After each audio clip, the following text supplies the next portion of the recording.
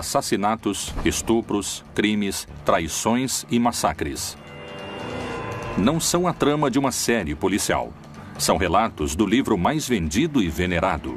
O livro mais vendido da história da humanidade. A Bíblia. Um livro no qual se narra a bondade do Criador, mas cheio de histórias de onde emergem a sangrenta ira de Deus.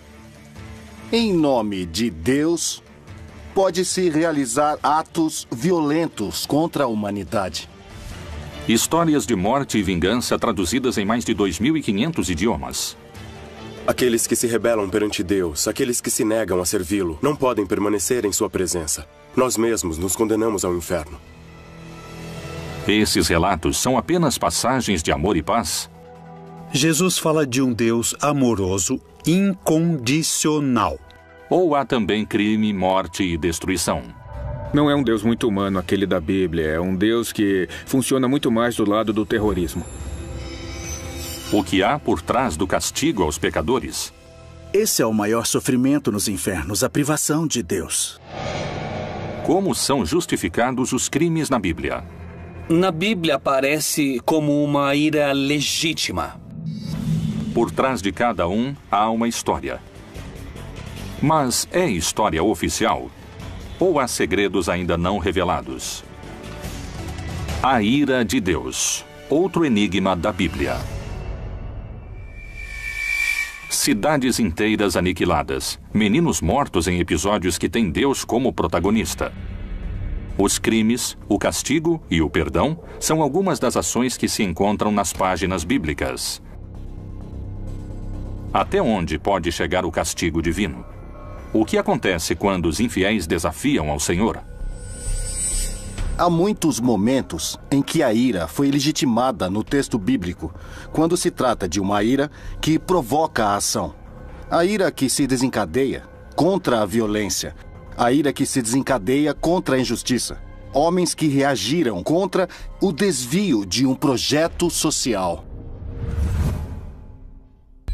Turquia. Na fronteira do Irã com a Armênia, se encontra o Monte Ararat, um vulcão inativo de mais de 5.000 metros de altura. A tradição cristã indica que aqui estariam os restos da arca que levava o único sobrevivente de um dos maiores atos da ira de Deus. O dilúvio universal. A Arca de Noé é um relato que temos que ler junto com o relato da criação, porque é uma segunda criação. A única diferença é que existe um componente novo, ou seja, a primeira criação de Deus havia sido corrompida, havia tido uma grande decadência moral, e Deus decidiu destruí-la. Mas ele decide não acabar com tudo, resolve deixar uma pessoa justa e a família dele. Essa pessoa é Noé. E disse o Senhor: destruirei o homem que criei de sobre a face da terra, desde o homem até ao animal, até o réptil e até a ave dos céus, porque me arrependo de os haver feito. Noé, porém, achou graça aos olhos do Senhor. Então Deus decide falar a Noé e ordena que ele construa uma grande embarcação. E, de acordo com o relato bíblico, ainda não havia nunca chovido sobre a terra. A chuva era um fenômeno inovador naquele momento. Mas a arca se converteu especialmente num símbolo de salvação, de proteção. Na arca subiriam apenas 8 pessoas.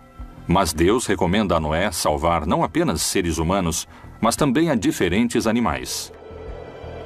Porque eis que eu trago um dilúvio de águas sobre a terra, para desfazer toda a carne em que há espírito de vida debaixo dos céus.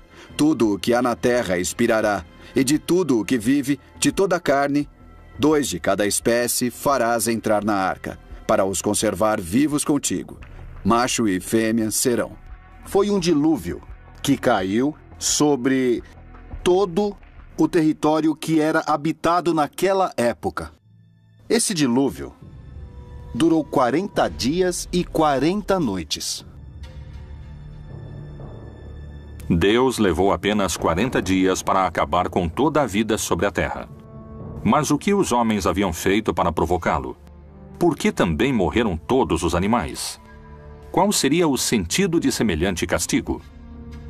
Todos os mitos são um mundo simbólico, não são um mundo histórico nem realidades. Estão mais para realidades virtuais nesse aspecto. Então o mito de Noé nos fala como a divindade falhou em sua criação, porque tem que voltar ao começo, mas não vai começar do zero. Um casal de cada espécie é levado. A história de Noé pretende mostrar como é o repovoamento da terra através de seus filhos.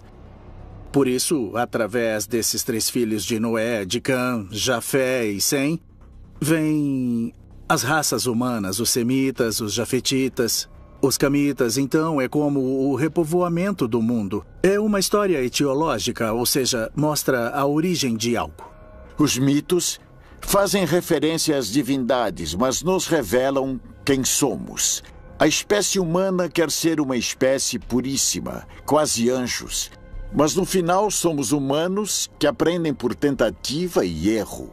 E o Deus desses humanos se parece com os humanos. Assim, Deus destruiu toda a sua criação e deixa que a família de Noé viva. O único justo. A missão deve povoar a terra. Mas o que despertou a sua ira? Qual foi o motivo de tal destruição? Na época do dilúvio, menciona-se também que houve uma corrupção e uma degeneração absoluta. Isso Deus não pode suportar. Depois do dilúvio universal, a humanidade começou a reconstruir a si mesma. E é assim que se fundou Babel, uma cidade onde Deus voltaria a desencadear sua fúria. Até onde pode chegar a ira de Deus? Poderíamos entender a Torre de Babel como a Torre da Babilônia. E é uma torre que é feita com a intenção de chegar até o céu daqui da terra. É o homem tentando alcançar a Deus. No mundo mesopotâmico e no mundo do Oriente Próximo, eram feitas grandes construções chamadas zigurates. Os zigurates eram montanhas escalonadas que costumavam ter até 7 pisos, eram muito altas. Eram a representação de uma montanha. E lá em cima, no céu, fica a sede de Deus, que é onde Deus habita, e na terra está o homem. Portanto, dessa forma, a montanha permite que o homem se aproxime de Deus. Mas isso, para os israelitas, significa idolatria. A Torre de Babel realmente existiu? E se foi assim, por que sua construção havia irado a Deus? Essas não são as únicas histórias que muitos estudiosos vinculam à ira de Deus. O Deus da Bíblia não é bom, é um Deus mau. É um Deus que nos provoca temor. A ele temos que obedecer e render culto, porque tem todo o poder, porque pode nos prejudicar. Deus se incomoda com o desafio que o homem pretende lhe oferecer.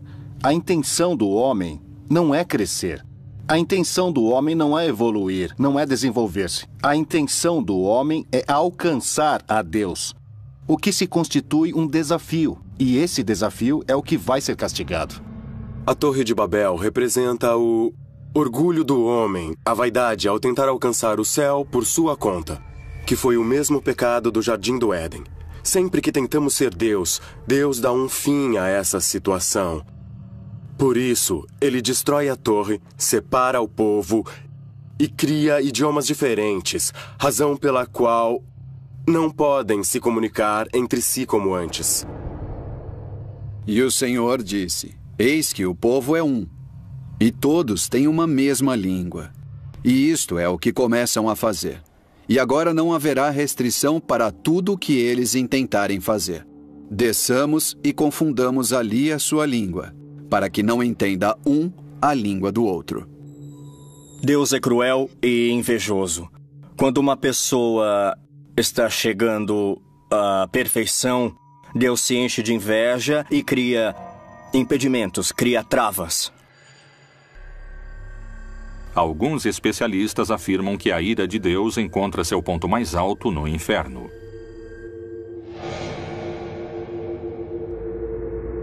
O que diz a Bíblia? Jesus fala de um pai amoroso. Deus como um pai que ama sem medida, sem limites, sem condições, que não se prende às ofensas. Não vos vingueis a vós mesmos, amados, mas dai lugar à ira, porque está escrito: Minha é a vingança, eu recompensarei, diz o Senhor. A vingança. Deus pede que seja deixada a ele a vingança como um ato unilateral para ajuste de contas. Não é concebida na perspectiva divina. Para muitas religiões, a morte é a passagem para a vida eterna. Mas dentro da tradição cristã, a vida eterna é o resultado do comportamento que um ser humano teve ao longo de sua vida. A teologia cristã construiu um mapa do castigo divino. Por que Deus criou um lugar para que os pecadores ardam se seu amor é infinito? O inferno é um lugar de sofrimento que Deus fez para o diabo e seus anjos. Os que se negam a servi-lo não podem permanecer em sua presença. Nós mesmos nos condenamos ao inferno. Depois da morte, temos 3 grandes realidades. O céu, para o justo, para o que merece estar cara a cara com Deus. O inferno, para aqueles que definitivamente se condenam. E um estado intermediário onde intensificamos o amor. É o purgatório. O purgatório seria este cárcere que Jesus descreveu e no qual pagamos o que estamos devendo. O limbo é um lugar proposto por diferentes pessoas da igreja ao longo dos séculos para serem misericordiosos em um sentido. Havia os que podem ter levado uma vida virtuosa, mas não sabiam do batismo. Especialmente as crianças, que morriam antes do batismo. Assim, o limbo representa uma espécie de paraíso natural, um paraíso celestial. O inferno é uma sala de tortura para que os homens temam ao castigo de Deus? É um lugar que existe realmente? O que Jesus disse no Novo Testamento sobre o inferno? Ele ameaçava seus discípulos com as consequências da ira de Deus? E se o teu olho te escandalizar, lança-o fora. Melhor é para ti entrares no reino de Deus com um só olho, do que, tendo 2 olhos, seres lançado no fogo do inferno, onde seu bicho não morre e o fogo nunca se apaga. Descrever o inferno. Ele é simplesmente um ambiente de privação de Deus. Jesus utilizou várias imagens. Não se trata da descrição física do inferno. Se trata da descrição da situação. É um lugar onde se vive tormentos como se tivessem chamas, como se tivesse vermes. Um lugar de obscuridade. Mas realmente existem o inferno, o purgatório e o céu? Podemos encontrar entre as páginas da Bíblia a descrição desses lugares? Na Bíblia não há o inferno nem o purgatório. Tratam de retomar alguns textos onde Jesus disse que ali haverá choro e ranger de dentes. Ele está falando do purgatório. Outros dizem, não, está falando do inferno. Mas isso não existe na Bíblia. O limbo não é bíblico, o purgatório, nem o inferno eterno e nem o céu. O céu é como estar perto de Deus, sim. O inferno como distância de Deus, sim. Chamas, diabinhos, um Satanás que manda nos demônios. Isso foi um invento medieval. É claro que se presta a manipulações para interesses políticos, para interesses religiosos. A ira de Deus pode condenar as almas dos pecadores a uma agonia eterna? De que maneira poderíamos evitar sofrer os tormentos das trevas? Existe uma instância de perdão na religião católica que conseguiria impedir a descida aos infernos? A confissão é um invento da igreja basicamente para obter informações e controle social. Na antiguidade não existia o sacramento da confissão individual. Isso foi inventado por um inquisidor, o imperador Justiniano. Na época de Justiniano, no século VI, foi inventada a confissão privada para os católicos. Qualquer um com sua racionalidade pode questionar com toda certeza por que alguém tem que confiar a uma pessoa seus maiores segredos e como essa pessoa tem, por que ela tem a capacidade de perdoar. Como, de onde ela tira a capacidade de perdoar? O bem e o mal. A religião ensina, com seus relatos, normas de moral e comportamento. Mas há feitos na Bíblia que surpreendem por sua aparente crueldade. Por que esses relatos se mantêm em segredo? Até onde chega a ira de Deus?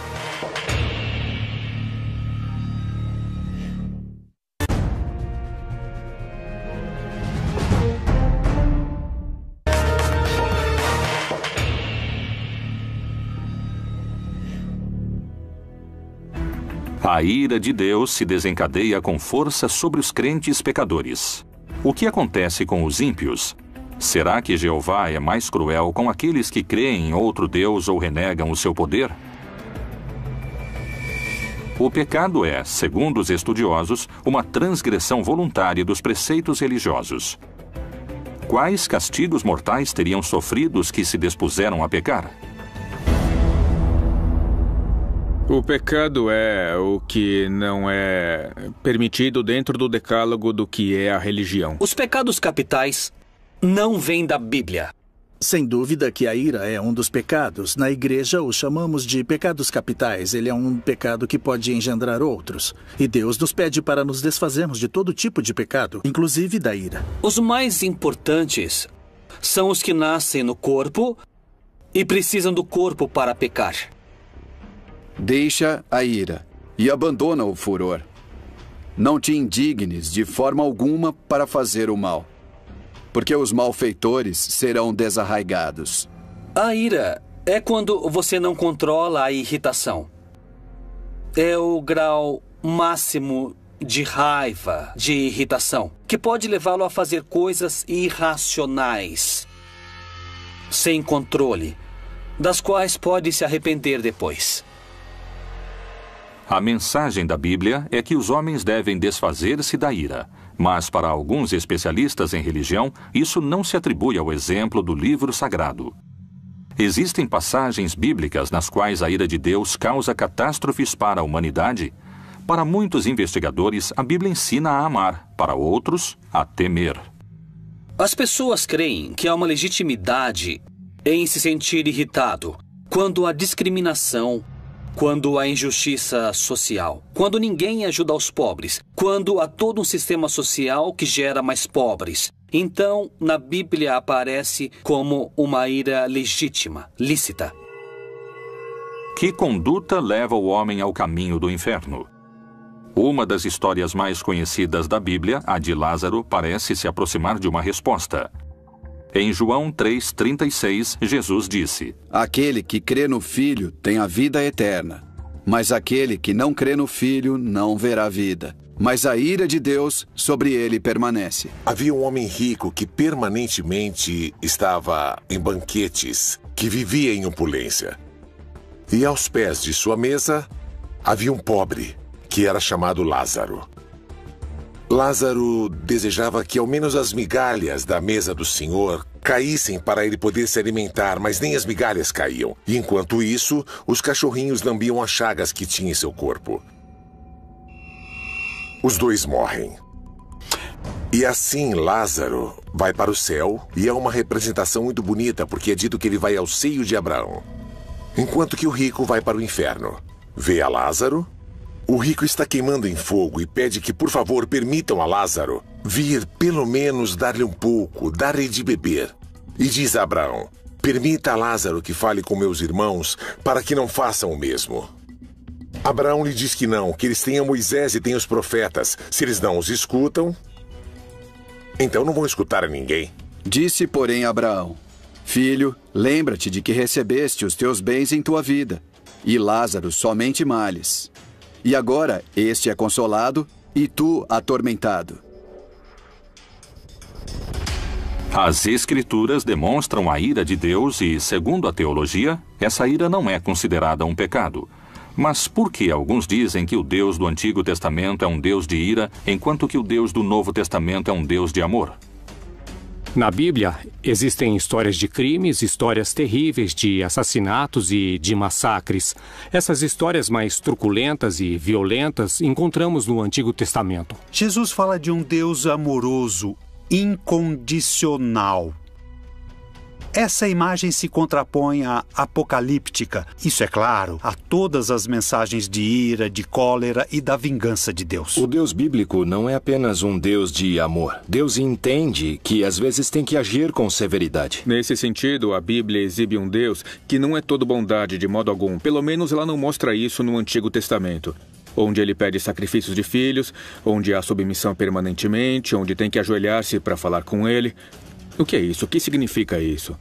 Por que, se ele é todo bondade?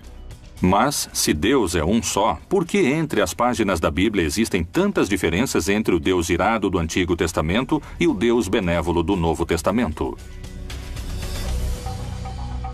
O cristianismo posterior, quando quis argumentar por que era bom sofrer, extraiu do Antigo Testamento todos os textos nos quais era bom sofrer. Estes foram chamados de servos sofredores de Yahvé, para equiparar o sofrimento de Jesus àquele do Antigo Testamento. Há uma transição entre somos os bons, agora somos os maus que precisam de penitência. No Antigo Testamento, há a necessidade de se estabelecer um Estado, uma comunidade, os obriga a terem regras muito claras.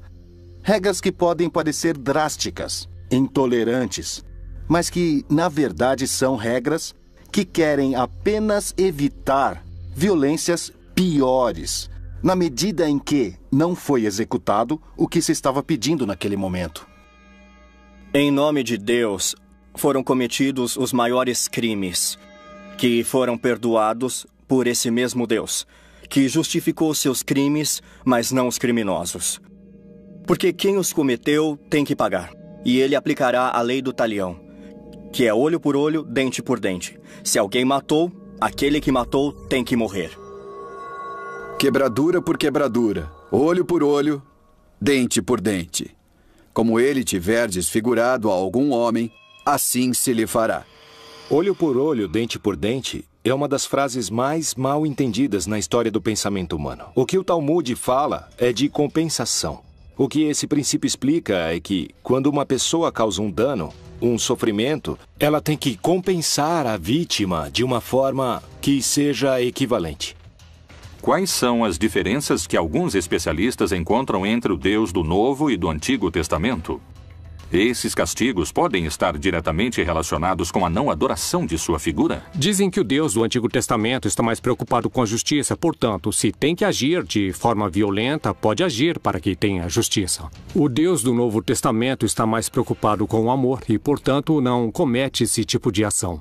Temos que nos lembrar que quando perguntaram a Jesus qual é o principal mandamento, Jesus não contesta nenhum dos 10 mandamentos. Ele menciona 2 mandamentos que estão no Antigo Testamento, mas não entre os 10, que é amarás ao teu Deus e amarás ao teu próximo.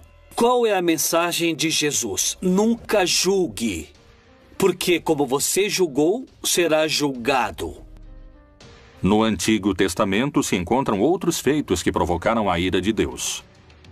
No Êxodo, a vontade de Deus avança e se manifesta em 10 pragas que atormentaram o povo egípcio. O relato das pragas é encontrado justamente no que conhecemos como o livro do Êxodo, ou também conhecido como o segundo livro de Moisés. É uma luta entre duas vontades. A vontade do faraó, que representa o poder do paganismo, e por outro lado Moisés, o profeta de Deus, de um Deus libertador e um Deus que se opõe à deificação dos governantes. E que nessa luta vemos que as pragas têm seu lugar, porque a função das pragas é quebrar a vontade do faraó, para que ele deixe o povo sair da escravidão.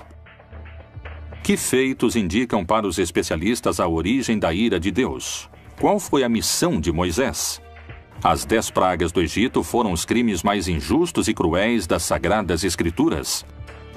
Por que a ira de Deus acabou com a vida de tantos inocentes? As páginas da Bíblia estão, como muitos afirmam, manchadas de sangue?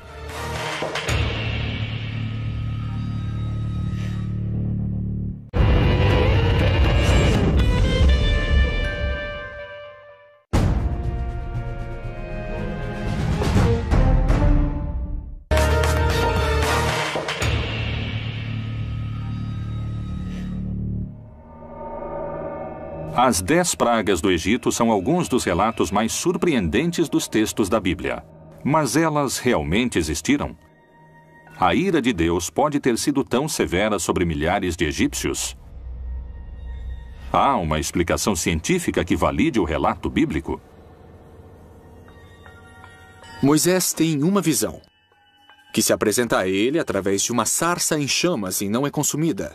Através dessa sarça, Deus pede a Moisés que liberte o povo de Israel do Egito, como todo bom profeta, Moisés, em princípio, recusa a missão que Deus lhe encomenda e diz que não está preparado, porque eu. Mas Deus insiste que ele é a pessoa. Moisés havia levado uma vida comum até o momento em que Deus se apresentou com uma missão, talvez a mais significativa na história da religião. Moisés vai até o faraó e diz a ele que Deus mandou lhe dizer que deixe o seu povo ir. O faraó não aceita e por isso, então, Deus começa a mandar castigos, como encontramos em algumas traduções, mandar pragas ao faraó do Egito, para que liberte o povo. Diante da negativa de dar a liberdade ao povo de Moisés, o faraó recebe o castigo de Deus. As pragas divinas começam a recair sobre a população indefesa do Egito. Jeová lhe mostrou o que deveria fazer. Eis que eu, com esta vara que tenho em minha mão, ferrei as águas que estão no rio, e tornar-se-ão em sangue. E os peixes que estão no rio morrerão. E o rio cheirará mal, e os egípcios terão nojo de beber da água do rio. Há uma simbologia muito forte aqui. O rio Nilo era um rio adorado por eles, porque, na verdade, viviam do rio. E transformá-lo em sangue é transformá-lo em uma coisa impura. O faraó pede a Moisés que, por favor, detenha a praga. Deus age, a praga se detém, e uma vez a praga detida, o faraó volta a endurecer seu coração, e então começa novamente o ciclo com uma nova praga. Depois da promessa do faraó e seu posterior arrependimento, Deus entende isso como traição, e seu contra-ataque é mais forte.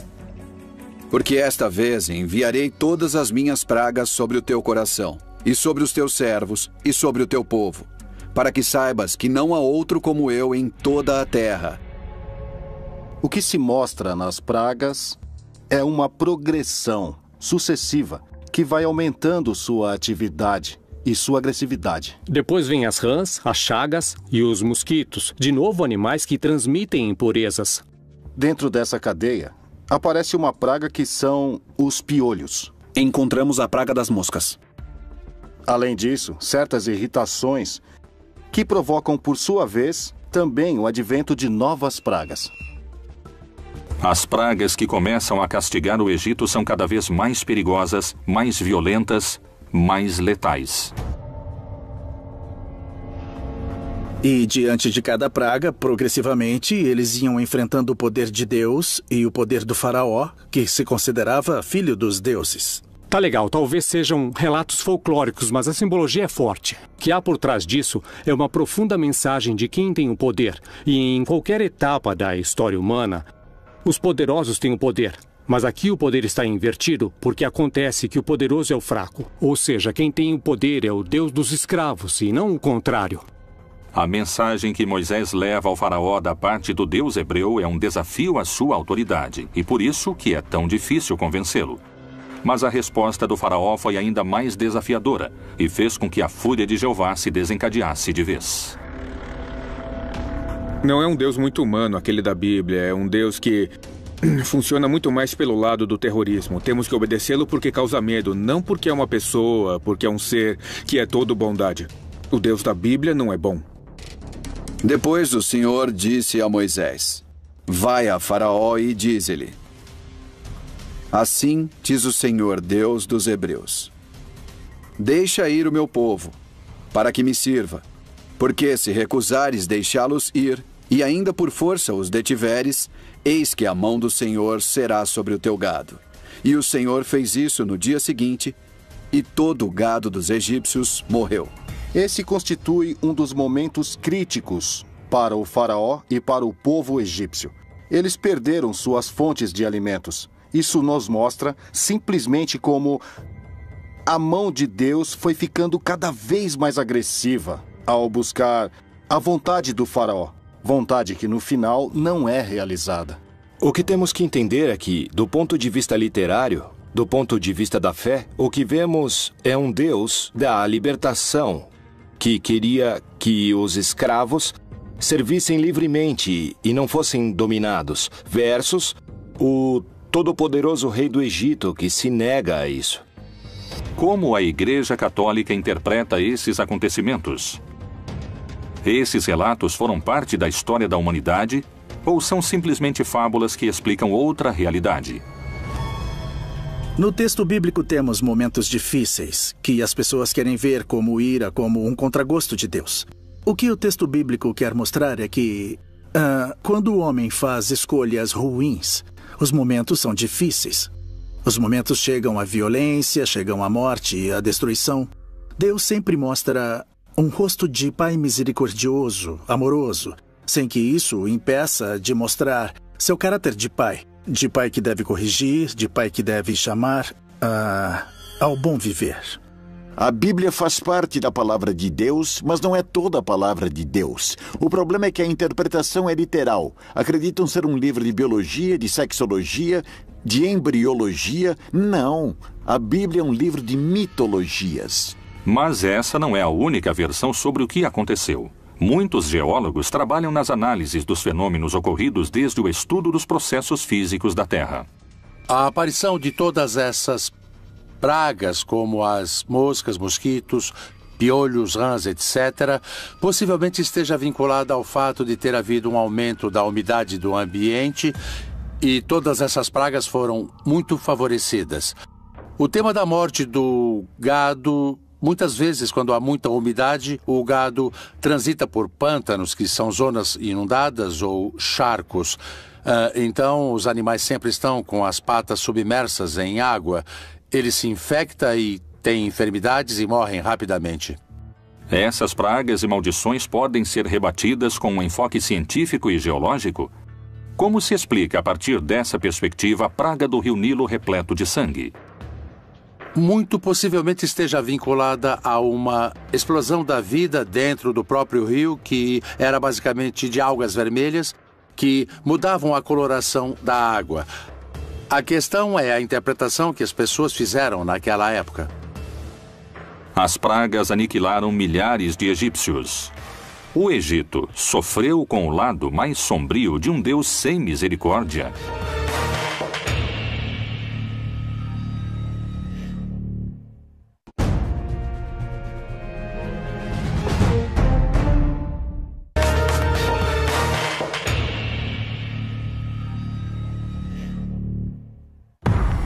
O Antigo e o Novo Testamento são formados por 76 livros. Neles, o Deus Todo-Poderoso aparece como uma deidade com comportamentos vingativos e violentos.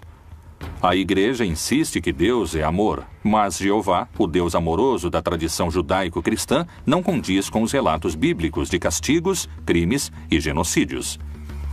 Que opinião os religiosos têm sobre essas crônicas? Eles justificam a ira de Deus? Em nome de Deus, pode-se realizar atos violentos contra a humanidade. O Deus com ira ou Deus sem ira é um Deus perverso. As religiões vêm utilizando o nome de Deus ou a vontade de Deus ou as suas interpretações desses temas para criar catástrofes, genocídios, matanças, atos de injustiça e a violação de direitos de grupos distintos. Isso é muito claro. Nem jurareis falso pelo meu nome, pois profanarás o nome do teu Deus. Eu sou o Senhor. Os castigos de Deus parecem ser implacáveis, segundo algumas interpretações. Um exemplo poderia ser a história de Sodoma e Gomorra. Esse relato conta que milhares sofreram uma morte lenta e dolorosa sob o fogo de enxofre. Com base nisso, nos cabe mencionar, como vemos em passagens bíblicas, que de repente aparece ou se manifesta a ira de Deus, como por exemplo o dilúvio em Sodoma e Gomorra. Como quando Deus subverteu a Sodoma e a Gomorra e as suas cidades vizinhas. Diz o Senhor: assim ninguém habitará ali, nem morará nela o Filho de Homem. Há uma ordem central a esse povo que havia sido peregrino por 40 anos no deserto e foi acolhido por outros povos porque encontravam-se pessoas no deserto habitando-o. Então, como fora um povo peregrino, pede-se que acolham aos forasteiros, aos hóspedes que são sagrados. E aqui o problema é que esses dois povoados, tanto Sodoma como Gomorra, não amparam os hóspedes de modo sagrado. A violência de Deus nessa história é extrema, desmedida. Especialistas asseguram que, com base na interpretação desses mitos, o nome de Deus tem sido usado em vão muitas vezes para exercer diversos tipos de violência e discriminação. A lei sagrada é para com os hóspedes. Mas então esses povos rompem essa lei sagrada. Não acolhem os anjos como hóspedes. Querem abusar deles. E aqui o problema não é a questão homossexual, é o abuso. A Bíblia não fala disso. Fala de hospitalidade. E isso é o que é castigado nesse mito. Toda tradução tem uma ambiguidade. É o mesmo que traduzir a Bíblia e traduzir uma obra do inglês, um Shakespeare ou qualquer autor. É mais cruel o relato do que se passa, mas essas são coisas menores. Eu creio que não afetam muito aos sentidos. Enfim, assassinar é ruim, não é? Seja quem for. A ira de Deus poderia ser justificada segundo as diversas interpretações das Escrituras Sagradas? A Bíblia não tem o monopólio da violência. Muito menos o Alcorão, nem nenhum outro texto, ou seja, existe violência em todas as tradições. A pergunta é como são interpretados os textos e como são vividos. A ira de Deus é propriamente de Deus e ele sabe quando se deve aplicá-la e quando não. E porque não entendemos sua conduta, não significa que não tenha sentido.